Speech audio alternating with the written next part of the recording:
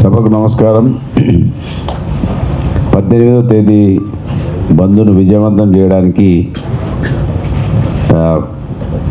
మంథనిలో party వాళ్ళందరూ BRS party నుంచి రేపు షాపులకు తిరిగి బంద్ చెప్పి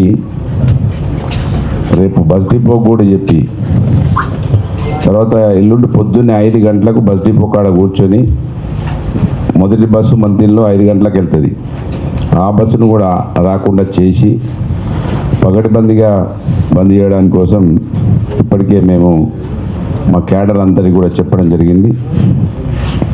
పెద్దలు శ్రీనివాస్ గౌడ్ గారు చెప్పినట్టు చాలా సంతోషం ఏంటంటే వేదికల మీద అందరూ ఒక తాటి మీద కనబడము, కుల సంఘాలు కూడా కలిసి పనిచేయడము ప్రస్తుతం మనకు కనబడుతున్నదైతే చాలా మంచి ఒక గొప్ప అదృష్టంగా నేను భావిస్తున్నా. ఇదే విధంగా ముందుకెళ్ళాలి. అందరూ ఎవరు పట్టింపులకు పోకుండా నా పేరు ఇంకోరి పేరు రావాలనే పట్టింపులకు వెళ్ళకుండా బీసీ సమాజంకే పేరు రావాలనే దిశగా ముఖ్యంగా కుల సంఘాలు వాళ్ళ లీడింగ్లో ఉన్నటువంటి సంఘాలు పెద్దలు శ్రీనివాస్ గౌడ్ గారు కావచ్చు, కృష్ణయ్య గారు కావచ్చు, నారగోని గారు కావచ్చు, పెద్దలు హనుమంతరావు గారు కూడా అయితే వారు అధికార పార్టీలో ఉండి మరి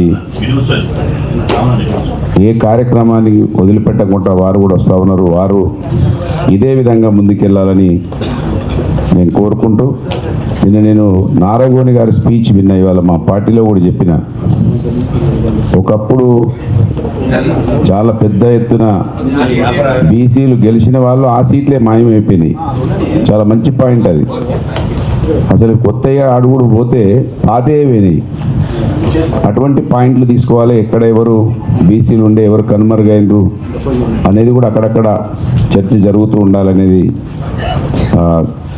కోరుకుంటూ మరి ఇది మంచిగా ఇదే విధంగా పట్టింపులు పోకుండా బీసీ సంఘాలుగా నా కోరిక ఒకటే ఉండి ఈ మధ్య మా సీనన్న కూడా చెప్పిన ఈ జటకాలతోటి ప్రమాదం అవుతున్నది. శ్రీనివాస్ గౌడు, కృష్ణయ్య యాదవ్, ఇవి పుట్టమధు పటేలు ఇవన్నిటి కూడా పోవాలని దానికోసం కూడా కుల సంఘాలు ఆలోచించాలి. కులాలుగా విభజించబడి మొత్తం మనకు మనమే చంపేసుకున్నట్టుగా నేను భావిస్తున్నా. నేను కూడా కుల సంఘానికి మీటింగ్ పోయి నా కొడుకు బిడ్డకు పటేల్ అని పెట్టిన. ఆ పటేల్ పేరు చూసిన తర్వాత ఎంత బాధ అయిందంటే చాలా బాధ అయింది. పూర్తి డీటెయిల్ చెప్పలేను ఇప్పుడు, కానీ కనుక ఈ కులం ఆ కులం అనేది పక్కకు పెట్టాల్సిన అవసరం ఉన్నది. ముఖ్యంగా నాయకులుగా ఉన్న వాళ్ళు మా సీనన్న లాంటి వాళ్ళు ఇక పక్కకు తీసేయాలి. Jajula Srinivas BC, Krishnaiah BC, Puttamadhu BC, ఇదే ఎక్కువ నినాదం దీని నుంచి మొదలు కావాలి అని కోరుకుంటూ ఖచ్చితంగా ఇప్పుడైతే ఇప్పుడు కనబడుతున్నది ఎల్లుండి బంద్ 100% అది దిగ్విజయం అవుతుందని నేను భావిస్తున్నా. అట్లనే కనబడుతున్నది సోషల్ మీడియాలో చూస్తే. సోషల్ మీడియాలో చూసి మురిసి కూడా పోవద్దు, మనం ప్రత్యక్షంగా కూడా ఉండాలని కోరుకుంటూ మేము ప్రత్యక్షంగా పాల్గొంటున్నామని మీకు తెలియజేస్తూ ధన్యవాదాలు. జై బీసీ. Thank you. నారగోని గారిది